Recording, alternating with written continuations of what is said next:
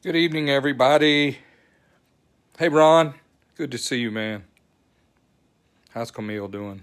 Ask Cammy how she's doing. Tell her I said hi. Jack, Junior, Alan, and two others. Hi, two others. Ron, Jack, Charlie. Ha! I can count on you, Charlie. It's like I could probably call 911 if Charlie doesn't click on here at 6 o'clock on Tuesday. Hey, Matt and Chris. I could call 911 and tell them, go to Charlie's house, man. He's not watching Tech Talk. It'll be the first time in 97 weeks.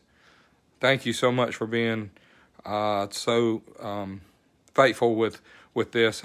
You know, it's funny, if we were all as faithful to other things as we are to being here exactly on time every Tuesday at 6 o'clock Eastern on Tuesdays, we would be pretty amazing people. I'm so thankful to you guys. Hey, Randall and Jerry and Chris. Hey, Chris, I just wanted to tell you all about this, how great it is, Mark Thomas, to be able to come here 97 weeks in a row from Milledgeville, Thomas, Charlie, Bobby, and Donald. That's some faithful. J.J. Hughes, old coach, Stephen, Robert. So it looks like the crowd's taking off pretty fast. I wanted to say thank you all for Tech Talk number 97 being successful enough for us to do it again. 3 more weeks we'll be at a milestone 100 episodes. I pray to the good Lord that we can all meet here every week, every Tuesday at 6 o'clock Eastern. Until then, Linwood, Josh, and Brian, hey, I wanted to tell y'all, thank y'all for coming and watching, and also I hope you make it. I hope we get to continue to do this. And you can see my notes. Hey, John, you can see that I've got an idea over here up top about some break-in ideas and oily mist in the intake manifold and torque and horsepower and the formula, how we get it. Hey, Billy, Michael, Joe. I gotta say that this is my opinion. Some of these things may not suit others, but this math is going to be true forever because horsepower is only derived from whatever the torque we have times the RPM we run divided by 52, and that will give us the number. And I'll do a little bit of math on that, so don't waste your time going there watching right now. Bryce Smith and oil. I have a cousin named Smith Bryce. Steve. So anyway, these are, like I said, this stuff up here, these are some of my opinions and ideas that I'm going to go over with you. This right here is not an opinion, but just math, and I'll give you some examples of what that means to all of us. Hey, Chuck, Sean. Before we get started, I'll show you that I have my Killer Shark socks on. The God loves killer sharks too. They're part of the circle of life, just like you are and me. We're part of that too. So don't be mad about a killer shark. They really got a bad name, man. They should have just been called like a whale that was built kind of like a shark. A killer whale. That sounds terrible, man. That's like you go in the bar and you're sitting over there on the bar over there having some French fries and a beer, and his name's like Killer Dude. Like that's killer over there. That's not really the same thing, is it? Okay, well, I'm through rambling for a minute. So if you follow me on Facebook, which some of you I see are on Facebook right now because that's where Tech Talk Tuesday is, but I posted up a couple of interesting things in the last 24 hours. I put up a quick story about Terry Vance and I racing one of our last races in his career and my career as a driver. I raced in lots of classes besides Pro Stock till the very end of my career, and then when I got into Pro Stock, there was Terry Vance in the way of getting to Winter Circle, so we had to meet a few times, but he was so far out of my league up until about 87. I started getting close to him. 88, I started running pretty close with him. I always ran top 4. And right when I started getting good, he retired, and I said, well, shoot, if he's going to retire, I've been working all these years trying to beat him. I guess I'll get John Myers. The late, great John Myers came in and filled in for me, and as they say, the rest is history because, yeah, we got sharks in Nashville, but they're usually downtown. Hey, there's some of them out here in real estate. Thank you, Graham, for watching. But anyway, that was one story I wanted to tell you all about one day, and the other one is when I went to Australia in 1993. Gavin Eels, Tony Eels, and his dad, they all invited me over, me and Jackie, to go Christmas time, which was summertime in Australia, and we built a bike. They wanted a bike like John Myers, like he was racing in NHRA, so we built an identical sister bike for Gavin, and we shipped it in a box to Australia. And he lived in Sydney area, and they have a company there still doing really good. Serco is the name of the company. 28, 25, 30 years ago, they were probably peaking really good. They were the national distributor for Wiseco and several U.S. products. But he wanted a bike just like John's, and Sandy Cosman called him, let's see, what do you call him? JLJ. And when you called up and ordered a Pro Stock motorcycle, you could get a JLJ. And what that meant was just like John's. And he sold several chassis to guys running all over the world that got new Pro Stock motorcycle chassis named JLJ. But anyway, Gavin got a JLJ, and Jackie and I and the team at Star Racing, we put together a really nice 1260 Suzuki 4-valve with the 1150 GS 1150 cylinder head. And ahead of time, while the bike was being shipped, they were saying, George Bryce is coming to Australia, and he's going to go. He thinks he's going in the 7s, and the national record over there was 8:08. And there was the guy was from, let's see where he was from. He was from way west. It was Perth. His name was Ray Eason. Ray Eason, is that right? No, that wasn't his name. Really? Somebody I know. But anyway, he had the record. It wasn't Ray Eason, was it? Anyway, he had the record at 8:08 on a Kawasaki, and we were going to bring the Suzuki over, and I told him, I said, we go mid-7s, 760, 770s everywhere. Why can't we do it in Australia? So he says, so I said, send me some weather data. And they said, well, it's upside down. The barometer's not the same. The altitude's not the same. But you got to understand, 25, 30 years ago, there wasn't a lot of travel with Pro Stock motorcycles between the countries. There was not guys from Australia racing in America. There was not guys in America racing in Australia, because this is back in the day, as they say.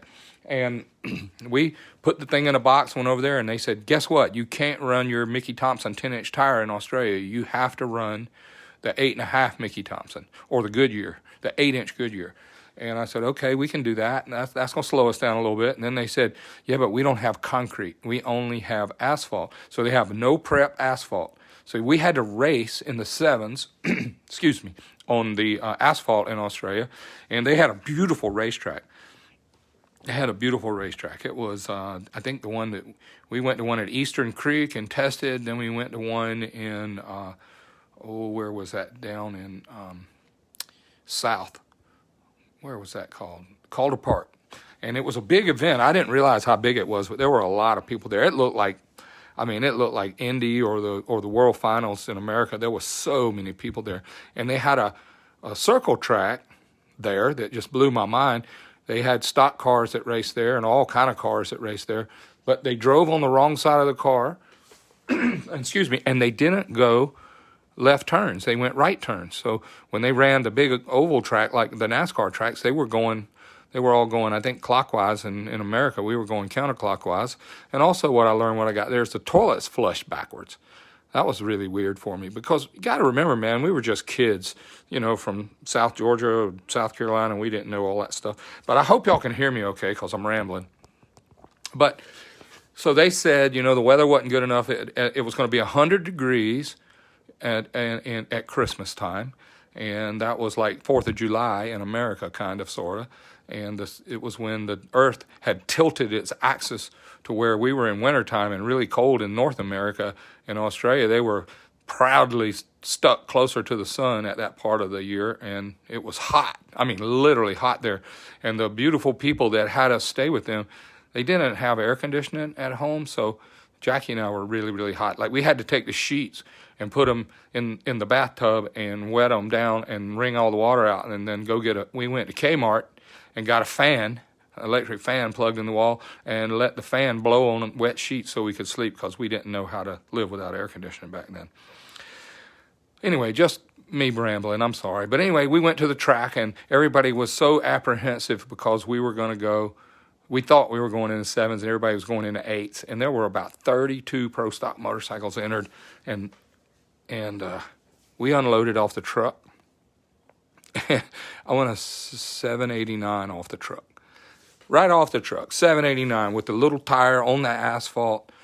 And we were blown away. And Jackie and I were so excited, and all the fans were excited. We went on TV, we went on the radio. Gavin was excited. So then after the race, they said you got to go to the teardown area, and they called it scrutineering. So we had to go to the scrutinization department where they were going to scrutinize the motorcycle. And that was a word that I didn't know, but I learned it while I was there. So we were there at scrutineering, and there was all the guys were lined up outside that little garage. All the motorcycle guys, they're like, told Gavin, got Gavin off to the side, watch that head. He's got one in his suitcase. He's going to put it back on that bike. You better watch that head. That's John Meyer's head. He brought it down here in his suitcase, and he put it on when you weren't looking, and he's going to take that head off of that bike, and he's going to take it back to America. Now, I know that sounds stupid, y'all, but this is really what they were saying, and Gavin will back me up on it because he was living it. But anyway, it was fun.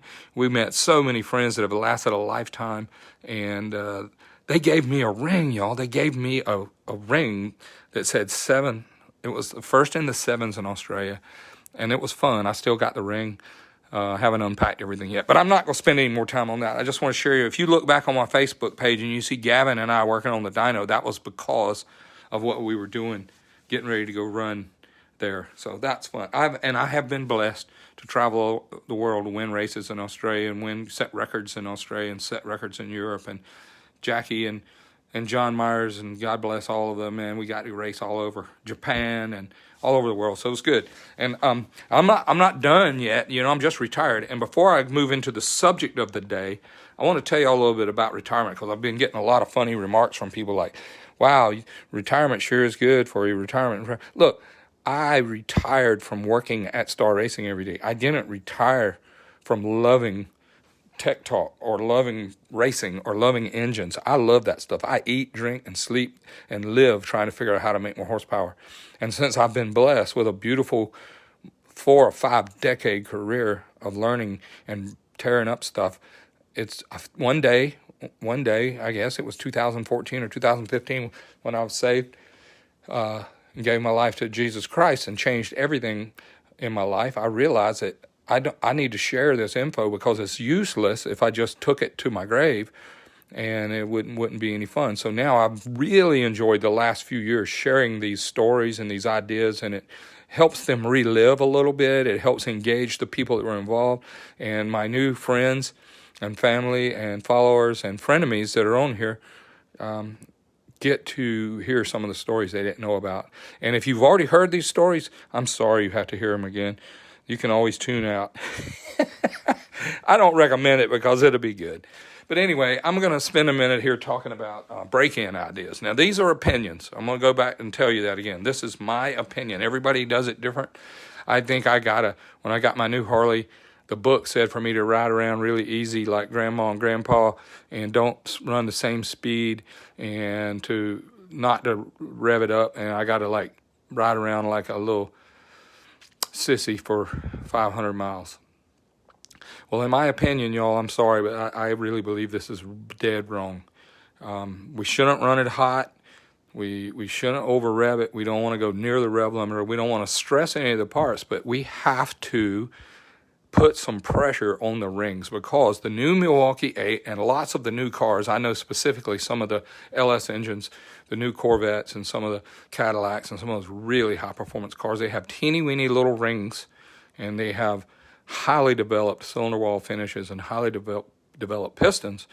And driving around like a 2,500 or 1,500 RPM diesel truck or car where you ride around and barely turn any RPM, you're just going to be polishing parts, and maybe if you glaze up the rings or you glaze up the cylinder wall, and when I say glaze, that's a really bad word, but if you polish up those parts before they have a chance to get seated, you have to look at another tech talk or another day and let me explain to you what makes the rings seal against the cylinder wall, and it is just cylinder pressure.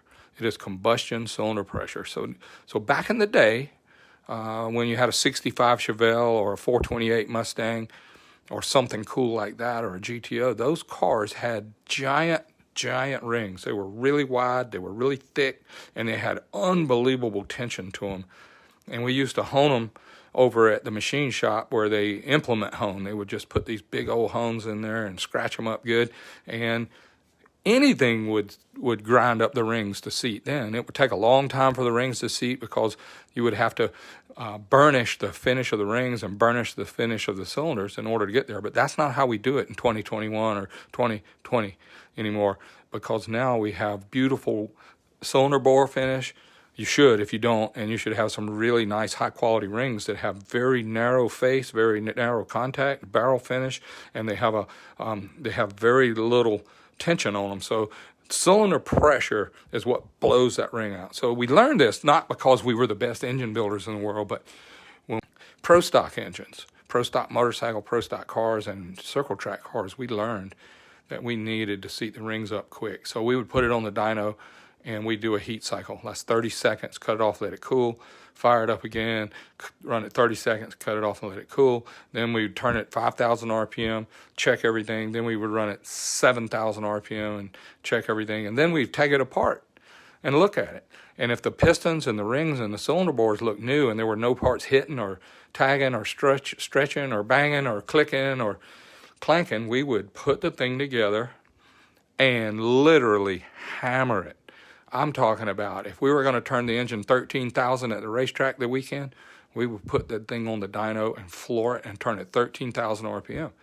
And we would do it several times. And you take it apart, guess what? It looks new again. It looks new again.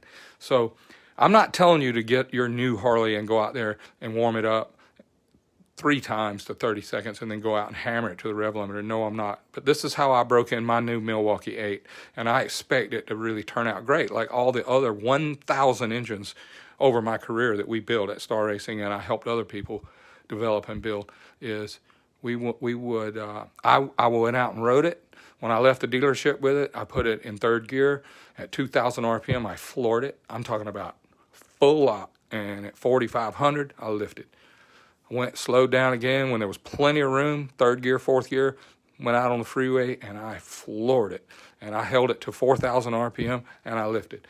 And I did it 4 or 5 times, but I avoided traffic. I avoided sit and go, where you just sit there and let the engine cook. The parts are new, man. They want to get to know each other. It's like when you meet the girl, you know, and you have a relationship, and you want to go out with her and stuff, and you're not planning on marrying her. Right then, you want to get to know her. And the engine parts are the same way. They want to get to know each other, and once they like each other, then they can maybe talk about getting married or maybe making a serious relationship. That's a really dumb analogy. I'd really like to take that back. Let me think. Okay, forget I said the thing about the relationship or the marriage. But anyway, the parts need to get familiar with each other before you really floor it. But I expect now I should be able to take the Milwaukee 8 apart and have less carbon than everybody that rode around like Grandpa and Grandma. And I should have less buildup on the pistons and the intake port and on the valves, because I sealed up the rings pretty quick. Also, I want to tell you, next on my list is oil in the intake manifold. I took the air cleaner off, and I pulled the hoses out that go into the throat, and I pointed them down. So if they blow oil out of the crankcase breathers, the head breathers, if they blow oil out, they will not blow into the throttle body. If you take the air cleaner off of your new Milwaukee 8, there will be a rubber hose coming out of the cylinder head that will go right into the air cleaner, and it will turn, and it will point it straight into the intake valves. So when you open the throttle, you got crankcase breathers, so it's oily mist. It's this crappy, smoky oil. It's emissions. It's just junk. It's oily mist. If you could put a tissue in there and tie it to that hose and go down the road and floor it, you'd see what I'm talking about. There's junk coming out of the hose. And Harley Davidson does not want to put this in there, y'all. Chevrolet and Chrysler and all the guys with the Hellcats and the Chargers and all the cool cars and the ZR1s and all the Z06s and the CT5s and the CTVs, and all those really, really fast cars that have superchargers and they have blowers, and they do not want that oil in the intake manifold, and I'm going to tell you why. But first, I want to tell you that they have to do it. It is a law. It is EPA certified. In order to certify that car where they can sell it to you on the dealership floor, they have to put the emissions out of the crankcase breather back into the intake manifold.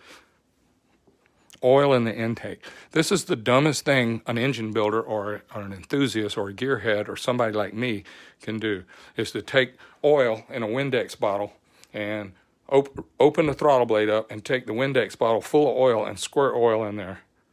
If it doesn't smoke, I would be surprised. I'm talking about out the exhaust. If it doesn't smoke out the exhaust, that means it completely burns it and carbonizes it. Puts carbon on the exhaust valves, on the intake valves, and on the piston. And guess what? The compression ratio is going up. The valves are getting thicker with carbon. The pistons are getting more and more of a dome on them. So now they're going to be, instead of having 90 cc's in the combustion chamber, now you got 88. And then you drive it for 1,000 miles or 2,000 miles, and now you've got 87 cc's. So your compression ratio is going up. When you spray oil in, let me tell you the quickest way to take good gasoline.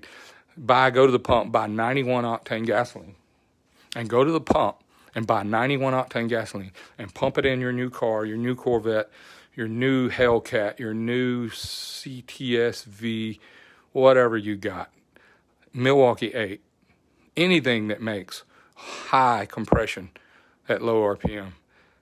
New Milwaukee 8. A new Milwaukee 8, that's a Harley Davidson 2017, 2018, 2019, 2020, 2021. If you check cranking compression on them, which is a totally different thing than what's going on when you're driving it, but just check it. It's over 220 cranking PSI. It's over 220. Some of them are make 230, 240.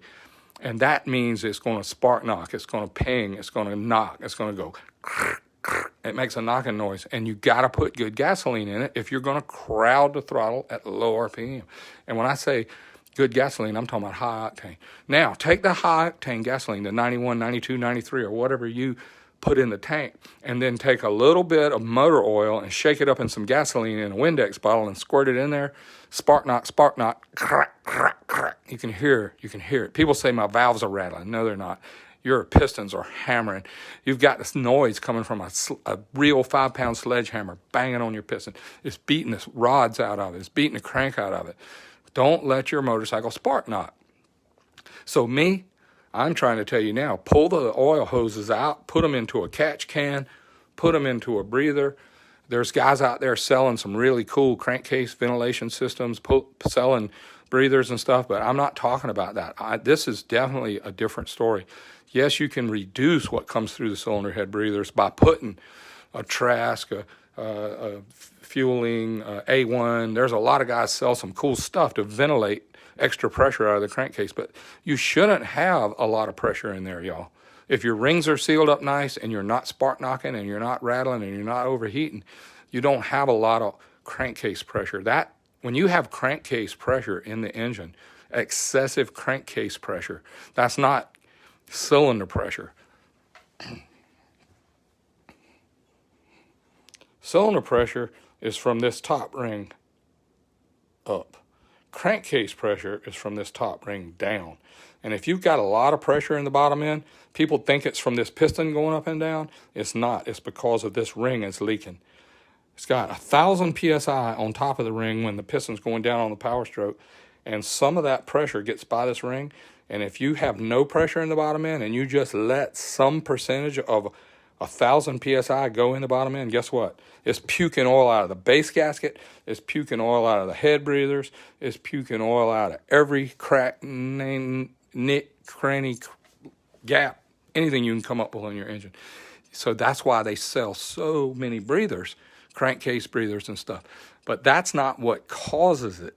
The crankcase breathers are a Band-Aid to help you bleed off that extra cylinder pressure that got by the rings from poor design, low octane, overheating, and blow by. Last thing, just about got time to roll. And please send me the questions because you don't understand what I just said or it doesn't make sense. But please send me that. Also, there's a big argument going out there, and I beat it like a dead horse. Torque is the number the dyno gives you. times RPM, which is how fast you're going, divided by the math equation of 5252 tells you how much horsepower you got. You can't figure horsepower without knowing the torque. You can't figure horsepower without knowing the RPM. These two things are the only thing that change. If this horsepower number changes, that's because one of these two did. This number never changes. This is the math equation. You can take 100 foot-pounds of torque times the RPM divided by 5252 will tell you what the horsepower is at that RPM. Three things to think of. A pro stock car that you watch on TV on NHRA, they're 500 cubic inches. They make around 750 foot-pounds of torque, and they make about 1,400 or 1,500 horsepower. The foot-pounds of torque is made so far to the left of the dyno sheet that they don't even know where it is. But the horsepower is made over here where they operate. They don't operate. This is 5252 RPM. So if you want, Harley guys are really, really confused about this, and I'll tell you why. It's because all our Harleys run 5,200 RPM, all of them. I don't care if you got an Evo, a Sportster, a Schmevo, or a Twin Cam, or a Milwaukee 8, or whatever. They all will run 5252. That might be the maximum RPM. That might be somewhere near the rev limiter, but that's the number that makes these two exactly the same. They cross here. So if you want more torque than you have horsepower, say you got 100 foot-pounds of 100 horsepower, and you want more than 100 foot-pounds of torque, it has to be made before 5,200. There is no engine that can have more torque than horsepower before 5,200.